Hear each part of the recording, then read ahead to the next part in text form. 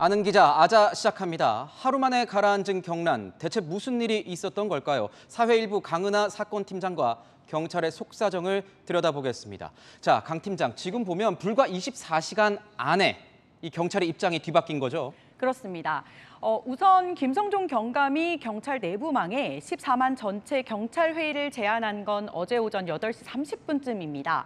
20여 분 뒤 윤석열 대통령은 중대한 국기문란이라며 경찰의 집단 행동을 강도 높게 비판했고요. 이후 9시간 뒤 경찰서장 회의를 주도했다 대기 발령된 이 류사명 총경이 경찰 내부망에 글을 올립니다. 네. 국민 여러분에게 심려를 끼칠 수 있다며 전체 경찰 회의에 우려를 표하는 내용이었습니다. 그리고 오늘 아침 7시 7분 김성종 경감이 내부망에 전체 경찰회의 자진 철회라는 제목의 글을 올립니다. 자칫 14만 전체 경찰의 집단 항명으로 확산될 수 있었던 이 경란 사태, 이렇게 일단락됐습니다. 그렇다면 대체 그 사이 경찰 내부에선 도대체 무슨 일이 있었던 겁니까? 네, 정부는 경찰에 취할 수 있는 채찍과 당근을 모두 사용했습니다. 우선 경찰 반발의 전공법을 택했는데요. 단체 행동에 대해선 가차없이 대기 발령이나 감찰 같은 인사 불이익을 주면서 강경 대응을 고수했습니다.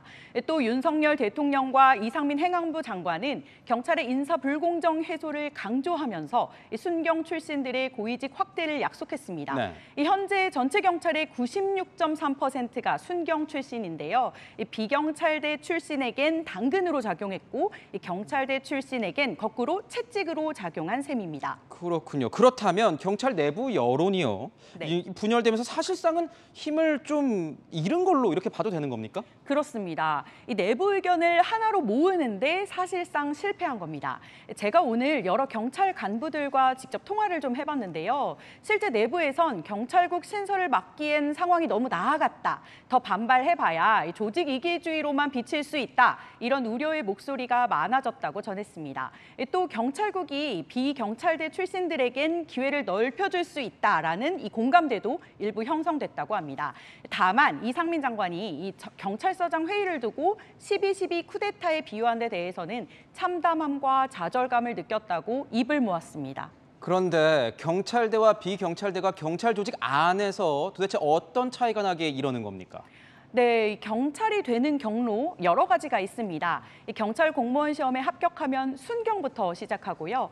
간부 후보생 전형으로 합격하거나 경찰대를 졸업하면 경위, 변호사 경력이 있으면 경감으로 채용되기도 합니다.